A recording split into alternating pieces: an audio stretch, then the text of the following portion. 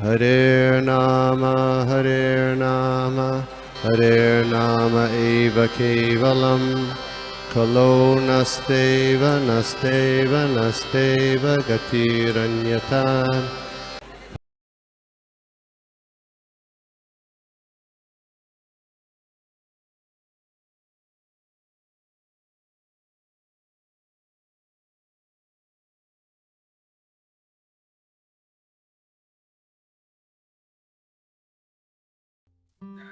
हरे कृष्णा।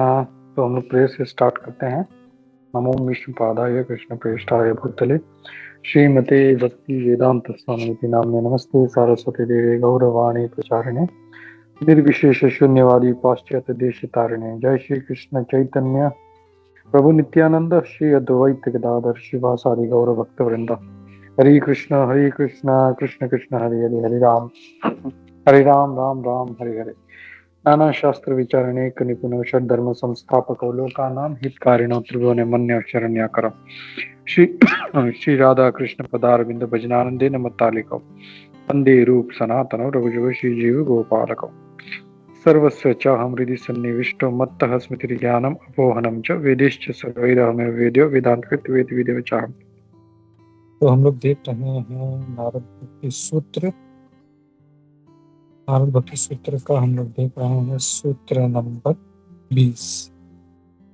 मैं शेयर करता हूँ, सूत्र पढ़ता हूँ। सबसे छोटा सूत्र है अस्ति एवं एवं अस्ति एवं एवं। इसका अनुवाद है bhakti is in fact greatly described in each of this ways. तो भक्ति जो है वास्तव में बहुत ही सटीक तरीके से इस प्रकार इसका वर्णन किया गया है। तो अब नारद मुनि जी भक्ति का जो वर्णन जो दिया गया है उसके बारे में कह रहे हैं कि बहुत ही करेक्टली इसका वर्णन किया गया है। तो हम लोग तात्पर्य पढ़ते हैं। जो भक्ति के जो डेफिनेशंस जो दिए गए हैं, जो इसके पहले अभी तक जो श्रील व्यासदेव जी ने, गर्ग मुनि ने, शांडिल्य मुनि, नारद मुनि, ये कोई आपस में ऐसा विरोध नहीं है। While Narada has given us his own definition, तो इन सब के द्वारा दिए गए जो डेफिनेशंस हैं और जो डेफिनेशन नारद मुनि जी दिया है उसमें कोई भेद नहीं है, उसमें कोई अलग नहीं है। यहाँ पे वो कह रहे हैं कि ये भी जो है ये सारे जो है ये वैलिड हैं।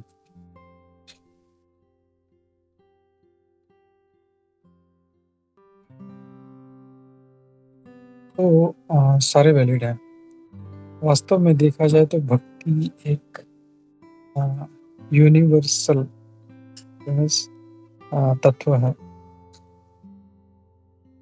आज के जितने भी धार्मिक जो फॉलो करने वाले हैं, वास्तव में बहुत सारे रिलीजन हैं जहाँ पे प्रेम का डेफिनेशन, भगवान से प्रेम का डेफिनेशन हमको मिल सकता है।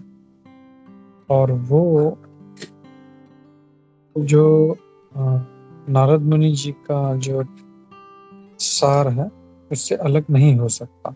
जो भगवान जो कृष्ण कॉन्शियसनेस के जो तत्व हैं, जो चैतन्य महाप्रभु ने सिखाए हैं, उनसे अलग नहीं हो सकता। Narada has defined the highest form। Narad मुनि जी ने सबसे भक्ति का जो उत्तम स्वरूप है वो हमको दिया है। But is such a perfect state possible? तो लेकिन क्या ऐसा उच्चतम स्तर पॉसिबल है, शक्य है? तो इसका उत्तर है हाँ। जब तक भक्त लोग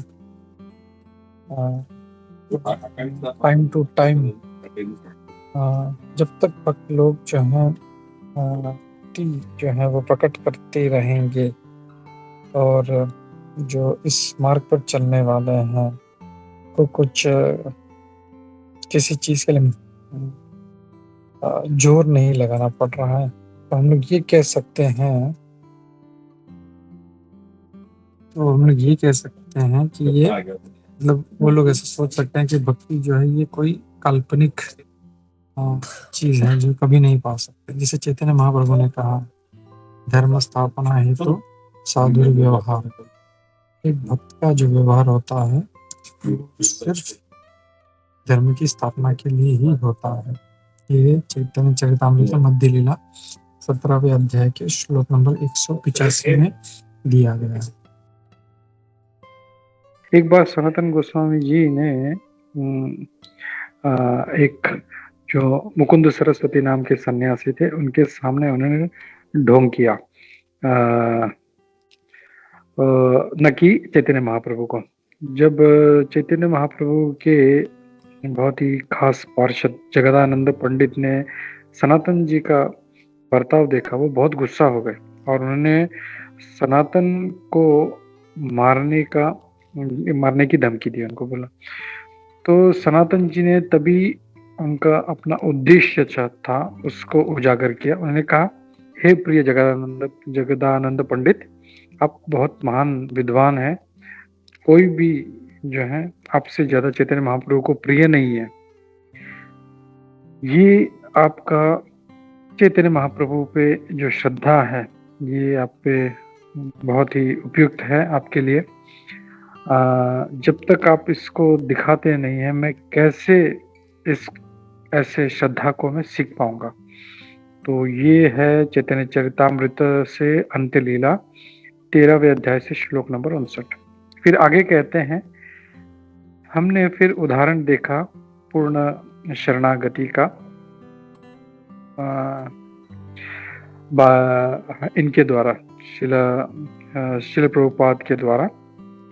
तो शिल प्रभुपाद जी का वो अपने आप को पूरा उन्होंने इस आंदोलन के लिए झोंक दिया था और वो हजारों लोगों को कृष्ण भक्ति में लेके आए।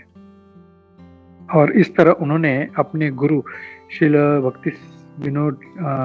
उन्होंने श्री भक्ति विनोद ठाकुर जी का जो एक क्राइटेरियन था उसको पूर्ण किया कि one can tell the quality of a Vaishnava by how many persons he convinces to become Vaishnava।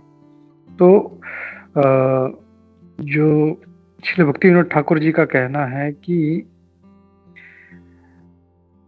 कौन कैसा वैष्णव है ये इस बात से जाहिर होता है कि वो कितने लोगों को कृष्ण भक्ति अपनाने के लिए प्रेरित करता है। तो इस प्रकार हम देख सकते हैं कि श्रील प्रभुपाद जी पूरे उनके इस वाक्य पे उतरते हैं।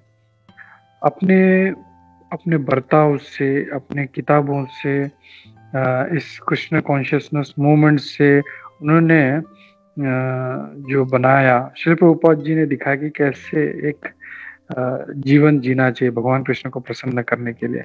उनके जो गतिविधियां थी उनमें इतनी शक्ति थी जो अभी तक चल रही है और ये हर कोई इसका फायदा उठा सकता है, इसका लाभ उठा सकता है भक्ति योग का। हम पूर्ण रूप से हम लोग इस बात से विश्वस्त हैं हम लोग कि अगर भक्ति के परफेक्ट एग्जाम्पल देखने हैं भूतकाल में, वर्तमान काल में या भविष्य काल में, तो हम लोग देख सकते हैं। यहाँ पे नारद मुनि जी कहते हैं कि हर कोई जो प्रमाणित है उन्होंने भक्ति का वर्णन बहुत ही प्रामाणिक तरीके से किया है। लेकिन जो अगला सूत्र है नारद मुनि, उसमें नारद मुनि जी कहेंगे कि जो ब्रज की गोपियां हैं वो बहुत ही उत्कृष्ट है भक्ति के उदाहरण। जो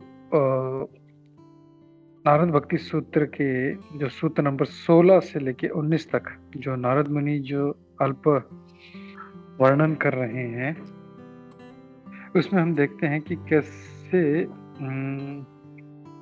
गोपियां जो हैं इस वर्ण में उत्कृष्ट बैठती है। Bhakti consists of offering one's every act to the supreme lord. भक्ति जो है उसका जो जो वर्णन है वो इस प्रकार है कि भक्ति जो है वो अपना प्रत्येक गतिविधि भगवान को अर्पित करना चाहिए और हमें and feeling extreme distress in forgetting, और उनको जो हम भूल गए हैं उस भूलने की इस जो जो हमारी ये कार्य है उसमें हमको बहुत ही खेद प्रकट करना चाहिए कि हम भगवान को भूल गए हैं हम लोग। तो भक्ति का यही वर्णन हम लोग कह सकते हैं, यहाँ पे कहा गया है जैसे भक्ति के सूत्र में कहा गया है यहाँ पे, तो यही है कि प्रत्येक कार्य भगवान को समर्पित होना चाहिए और जो हमको भूल गए हैं उसमें हमें खेद प्रकट करना चाहिए। तो यहाँ पे ये श्लोक नंबर 20 समाप्त होता है, हम लोग रुकते हैं और अगला सूत्र हम लोग कल पढ़ते हैं। हरे कृष्णा। श्री श्री नारद भक्ति सूत्र की जय, श्री नारद मुनि जी की जय, श्री प्रभुपाद की जय, इस्कॉन गुरु वृंद की जय। हरे कृष्णा।